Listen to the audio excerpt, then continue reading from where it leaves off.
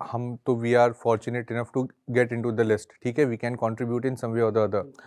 पर जो अभी प्रिपेयर कर रहे हैं, ठीक है, वापस से because I have certain degree of soft corner for them, क्योंकि यार ओआरएन में अगर आप कुछ समय बिता लो ना तो आपको हमेशा एक एस्पिरेंट साइड से देखते हो। तो अब आप ये बताओ कि जो लोग भी प्रिपेयर कर रहे हैं, ठीक है, तो there is a thing called plan B, ठीक। अब आप बताओ कि प्लान बी होना चाहिए, नहीं होना चाहिए, कब होना चाहिए, क्या है प्लान बी और कब, क्या है इसका टेक? यार मैं तो ये सोचता हूँ ये चीज़ें ना, मतलब it is very simplified to give a very one size fit for all answer, है ना? क्योंकि हर चीज़ कंटेक्चुअल है यूपीएससी में।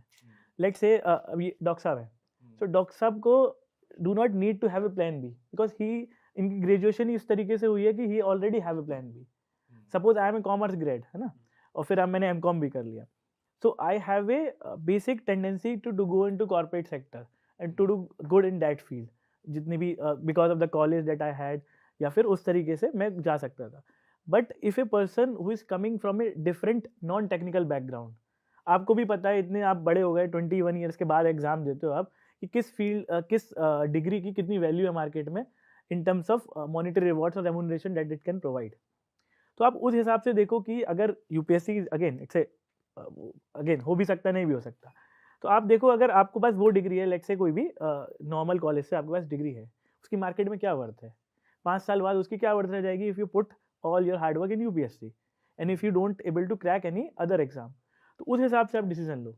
देन एनालाइज योरसेल्फ कि whether you are in born in that sort of family which can sustain you, which can support you, और बाद में भी सपोर्ट करेगी। आपकी फैमिली बैकअप क्या है? आपके सिबलिंग्स क्या कर रहे हैं? आपकी सोसाइटी में और क्या हो रहा है? आपके पीयर ग्रुप क्या कर रहा है? आपके नेटवर्क्स कितने हैं? इन सारी चीज़ों से डिटरमाइन होता है आपका प्लान बी। अगर आपके अगर आपकी फिट बैठ जाती है, लाइक से आई एम ए पर्सन, मेरे बहुत सारे दोस्त सीए हैं, कुछ लोग एमबीए कर रहे हैं, कुछ लोग कॉर्पोरेट में काम कर रहे हैं, कुछ लोग यूपीएससी इंडस्ट्री में अपना टीचिंग कर रहे हैं, मेंटोरशिप कर रहे हैं। तो I could enter into any field, क्योंकि मेरे को पता है इतने बिहेवियरल स्किल्स हैं मेरे पास, टेक्निकल ठीक ठाक नॉलेज है, तो कुछ ना कुछ हो जाएगा। तो मैं घर वालों को भी बोलता था अपने कि इतनी टेंशन मतलब मैं कुछ ना कुछ लाइफ में अच्छा कर लूंगा, if not UPSC. But had I been graduated from a normal college, इतना एक्सपोजर ही नहीं होता मेरे को, मुझे पता ही नहीं दुनिया चल कैसे रही है, किस तरीके से काम मिलेगा मुझे, है ना? सॉफ्ट स्किल्स ही नहीं है मेरे पास, कम्युनिकेशन स्किल्स वीक है। So I have to seriously look at the plan B कि यार और गवर्नमेंट एग्जाम दूं, या फिर कुछ ना कुछ अपना बैकअप बनाता रहूं, कुछ ना कुछ काम करता रहूं अभी छोटा मोटा, उससे ग्रोथ होती रहेगी। काम के साथ जॉब, ऑन द जॉब के साथ मैं तैयारी करूँ, जॉब छोड़ के तैयारी करूँ, 2-4 साल जॉब कर लूँ, उसके बाद तैयारी करूँ, या उसके बाद भी साथ-साथ करूँ। तो इट इज़ ऑल कॉन्टेक्सचुअल। ठीक तो है। It is very simplified answer कि यार you should have a plan B. अगर प्लान ब अब मेरा तो था कि मैं I have put all my resources to get into services.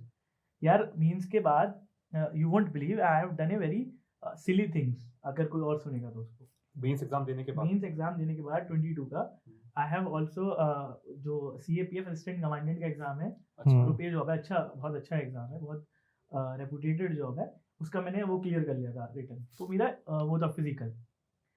I was very much inclined कि यूपीएससी की इंटरव्यू कॉल आ गई, मेरे को यूपीएससी निकालना है। You won't believe the people like me who is very sincere through out the academics. मैं अपना def लेके जाना भूल गया भाई उस दिन। मैं फिजिकल देने जा रहा हूँ, डेफ नहीं है मेरे पास, प्रीव्यू कॉपी है उसकी। वहाँ गया इंस्टीट्यूट में, उन्होंने डांट दिया मेरे को कि तुम असिस्टेंट कमांडेंट बनोगे, वो डेफ लेने आने की अकल नहीं है तुम्हें। अब मैं यूपीएससी में कॉल किया, सर मेरे पास प्रीव्यू था कि निकाल। अब यूपीएससी फोन नहीं उठाएगा भाई 10 बजे से पहले, वहाँ 7 बजे रिपोर्टिंग थी। अब मैं वापस आ गया। अब मैंने अपने दोस्त को कॉल किया, उन्होंने पता क्या बोला, मेरे जो आसपास के लोग थे they always try to motivate me in one thread of other. And motivate क्या करते थे, दे प्रैक्टिकल इनपुट्स देते थे। मेरे को फ्री का ज्ञान नहीं पसंद यार, प्रैक्टिकल इनपुट दो तो ठीक है। उन्होंने बोला everything is an intuition that you will be able to crack UPSC. मैंने की वाह, यही सुनना चाहता था मैं। अब नहीं हुआ तो नहीं, मैं क्या करूँ। मेरे पास चांस था हालांकि कि मैं सेंटर चेंज करा के कहीं और जाता, तो मैंने कि नहीं देना, ये नहीं होगा, कुछ और होगा अगले साल।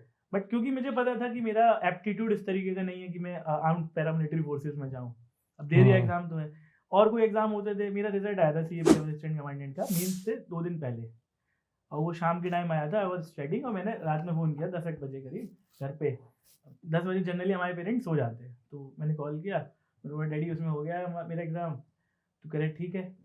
मैंने कहा ठीक है, इट्स वेरी बिग डील, कोई बिग डील नहीं है, 2 दिन बाद एग्जाम, पढ़ लो। मैं कोई बात नहीं, चलो पढ़ लो। मतलब they are not supporting me कि ठीक है यार, हो गया क्या अपना मेंस पे दिमाग लगाओ।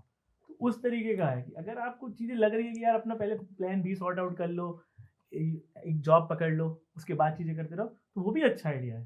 सार्थक भाई आपका क्या टेक है इसमें प्लानिंग में? यार मतलब I agree with the contextual part, but मैं एक बेसिक चीज बोलना चाहता हूँ कि आपको यूपीएससी के लिए एक फुल हार्टेड अटेम्प्ट चाहिए, लाइक सब चीज हटा के 1 year I think you give attempt full, कोई भी डिस्ट्रैक्शन नहीं, no job, nothing like that, my humble opinion, people have done otherwise also.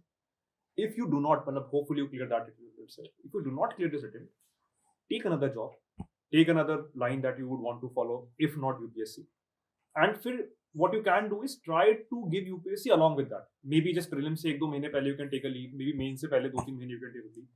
And I'm saying this in a very rational manner, because क्या होता है, अगर आपने एक अच्छा attempt दे दिया ठीक ठाक पढ़ी, तो you don't need to study that hard next attempt onwards. You need to do smart study, not like hard study here. So what that will do is, first of all, it will मतलब एक अच्छा attempt आपका हो गया, so you know what the exam is about. Limited time में आप second कर सकते हो. You'll have emotional stability, you'll have peace of mind, because आपके पास एक career sort of है जो चल रहा है साथ साथ. And I also will not agree, even though मैंने बहुत attempts दिए, ये कहने मतलब ये नहीं कि अगर आपने 6 या 9 अटेम्प्ट हैं तो सारे अटेम्प्ट देने ही हैं, ये भी मैं एक एडवाइस मतलब हम्बल ओपिनियन करूंगा, because I have wasted, not wasted, but yes, I have sacrificed some golden years of my life when I could have been doing something much more, exciting with my life, much more energetic things in my life that I spent on this exam. That is my okay. देखो मेरा इसमें ये है ना कि when I started my preparation, I was 20 years old. तो I would say a bit ignorant about the consequences. What if I don't? तो मेरे दिमाग में ना इतना आया नहीं, I was बच्चे से थे और एक बस आगे जोश में आ गया था कि नहीं अब तो करना ही है, तो I was not aware about the consequences. But now at this point of time, I am aware about the consequences. What if I don't? और अगर नहीं हुआ होता तो क्या होता, ठीक है? तो मेरा भी वही आपके लाइन पे एक्सटेंशन है, एक नहीं, I would say 2 अटेम्प्ट दो, ठीक है? 2 अटेम्प्ट अच्छे से दो बिल्कुल, और उसके बाद नहीं होना तो do look for plan B, क्योंकि देखो सिंपल सा मैथ्स है, 10 लाख लोग फॉर्म भरते हैं ना, 10 लाख में चलो मान लेते हैं 9 लाख नॉन सीरियस एस्पिरेंट हैं, 1 लाख भी सीरियस एस्पिरेंट है, 1 लाख भी चलो आप 50,000 ही मान लो, 50,000 में भी अल्टीमेटली फाइनल लिस्ट में तो 1000 ही आएंगे। सो सपोज वो 50,000 दिन के 12-12 घंटे पढ़ रहे हैं हार्ड कट थ्रू कंपटीशन में, देन ऑल्सो प्रोबेबिलिटी है कि 50,000 में 1,000 ही आने वाले हैं। So even if you are the best, there will be someone else who will be better than you, है ना? तो आपको ये एक्सेप्ट करनी पड़ेगी रियलिटी, और यार ठीक है, अब तो हमारे पास we are in 21st century ना, तो plethora of opportunities we have, और आप जब गवर्नमेंट में आ जाओगे तो आपको बहुत लोग बोलने लगेंगे कि अरे यार तुम गूगल छोड़ के क्यों आए, तुम माइक्रोसॉफ्ट छोड़ के क्यों आए, ठीक है? वहाँ पे भी है, तो पब्लिक सर्विस की अपॉर्चुनिटी आपको हर जगह मिल ही जाएगी। तो ये वापस से सोशल मीडिया फैंटेसिज्म के पीछे नहीं भागें, और 2-3 अटेम्प्ट दे दें, ठीक है, तसल्ली से, then you should move on, ठीक है? बिकॉज अनसर्टेनिटी बहुत है, आप प्लीज़ अपना लाइफ एक चीज़ के पे रिस्क में ना डाल दें। हेलो एस्पिरेंट्स, हम में से बहुतों का सपना है आईएएस ऑफिसर बनना, लेकिन ये जर्नी बहुत महंगी है, और इसलिए बहुत एस्पिरेंट्स ने जोश टॉक्स से रिक्वेस्ट किया कि क्या जोश टॉक्स एस्पिरेंट्स को हेल्प कर सकते हैं फाइनेंशियली उनकी इस जर्नी में। तो इसलिए जोश टॉक्स ने कांटेक्ट किया इंग्लिश मीडियम के लिए केएसजी आईएएस के खान सर को, और हिंदी मीडियम के लिए संस्कृति आईएएस को। शायद खान सर और केएसजी आईएएस की इंट्रोडक्शन ही देने की जरूरत नहीं है। देश के सबसे जाने माने और रिस्पेक्टेड इंस्टीट्यूट्स में से है केएसजी। सृष्टि जैन देशमुख, शायद आपने नाम सुना हो, सर की ही स्टूडेंट रही हैं, जिन्होंने 2018 में AIR 5 हासिल की। वहीं संस्कृति आईएएस के भी बहुत स्टूडेंट्स ने यूपीएससी में टॉप रैंक्स प्राप्त की हैं।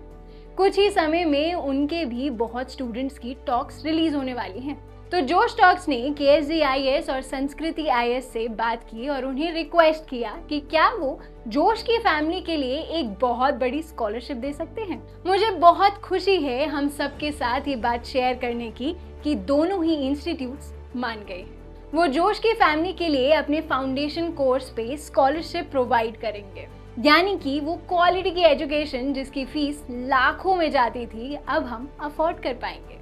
ये हेल्प वैल्यूएबल है सबसे ज़्यादा हम नए एस्पिरेंट्स के लिए, जिन्हें फाउंडेशन कोर्स करना तो है लेकिन लाखों की फीस हम अफोर्ड नहीं कर सकते। जोश फैमिली की ये स्कॉलरशिप पाने के लिए हम नीचे दिए गए गूगल फॉर्म को फिल कर सकते हैं। जब आपको कॉल आए तो प्लीज ये मेंशन करना मत भूलना कि आप जोश फैमिली के पार्ट हैं, ताकि आपको ये स्कॉलरशिप मिल पाए।